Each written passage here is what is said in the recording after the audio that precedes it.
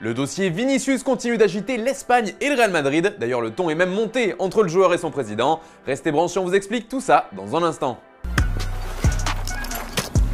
Foot.fr, fournisseur officiel de football. Bonjour à toutes et à tous et bienvenue dans ce nouveau JT Foot Mercato. Après les incidents racistes contre Vinicius, une réunion a eu lieu entre le Brésilien et son président Florentino Pérez pour apaiser la situation. C'est le journal espagnol Defensa Central qui donne les détails de ce tête-à-tête. D'après le média, le patron du Real Madrid a soutenu à 100% son joueur, mais dans le même temps, il a été très dur avec lui car il ne veut plus revoir ce genre d'altercation entre Vini et d'autres joueurs. Si ça se reproduit et que vous ne quittez pas la pelouse, c'est moi qui vais me fâcher. On ne va plus rien laisser passer, a lancé Pérez à son joueur. Bref, le président du Real serait déterminé à éradiquer ce fléau dans les tribunes de Liga, mais aussi à calmer le climat de tension autour de sa star. Et la solution est toute trouvée pour Pérez, il veut que ses joueurs quittent le terrain dès qu'un incident du genre se reproduira. Et puis, le Paris Saint-Germain aussi est secoué par ses joueurs en ce moment, et ça concerne directement le marché des transferts. On vous en parlait dans la revue de presse, selon l'équipe, Mbappé ne veut pas lever sa clause pour prolonger d'une année supplémentaire.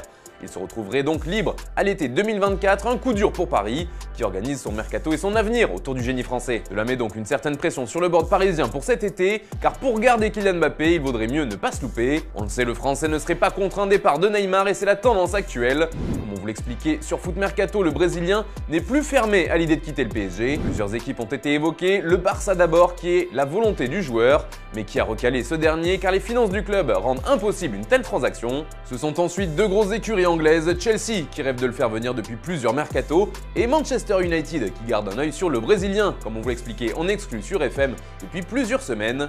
D'ailleurs, Casemiro forcerait en coulisses pour faire venir son compatriote chez les Red Devils. Le cas Messi semble réglé pour le PSG qui ne prolongera pas l'Argentin. La Pulga ne devrait donc plus évoluer à Paris l'an prochain. En revanche, c'est plus compliqué en ce qui concerne Marco Verratti. Il fait partie des joueurs poussés vers la sortie par Paris et plusieurs options se dégagent pour lui. Le Real Madrid le fait rêver mais l'intérêt ne semble pas réciproque. Un retour en Italie est donc plus envisageable. La Juve et l'Inter sont cités comme point de chute possible. Manchester City serait venu au renseignement puisque le club anglais risque de perdre Ilkay Gundogan. Même le Bayern aurait pris la température sans aller plus loin toutefois. Pour l'instant, l'option favorite de l'Italien, c'est de prolonger à Paris. Pas impossible quand on voit le cas Marquinhos, mais il faudra reconquérir le cœur des supporters et des dirigeants. Toujours au milieu, Renato Sanchez est lui aussi concerné par un départ. Le board du PSG aimerait le voir trouver un point de chute et on parle beaucoup de la Turquie pour lui. En effet, Galatasaray serait chaud pour le signer cet été. L'international portugais ne serait pas contre ce nouveau défi. Et pour finir, d'après nos informations, Keylor Navas ne veut pas revenir à Paris. En effet, il est seulement en prêt à Nottingham Forest cette saison, mais ce sera compliqué de le signer définitivement pour le club anglais. En revanche, une chose est sûre, le portier ne veut pas revenir au PSG et sa priorité, c'est de rester en première ligue. Et ça nous amène à la question du jour les amis, quel est selon vous le transfert le plus important que le PSG devrait faire cet été? Donnez-nous votre avis dans les commentaires et on reparle de tout ça dès demain. Hier Stéphane vous demandait quel joueur Manchester United devrait recruter en priorité et vous êtes assez partagé. Un nom se dégage un peu, c'est celui d'Harry Kane. Mention spéciale à Neymar et Vinicius qui sont aussi beaucoup revenus dans vos réponses. Dans le reste de l'actu, 3 clubs de Ligue 1 sont en pleine bataille pour signer un joueur de Serie A. Il s'agit de l'OM, de l'OL et de l'AS Monaco. En effet, les deux Olympiques et le club de la Principauté auraient une piste en commun pour ce mercato estival, selon le Corriere dello Sport. Il s'agit de Luis Alberto, le milieu de terrain offensif de la Lazio. Petit que le club romain demande au moins 30 millions d'euros en échange de son joueur.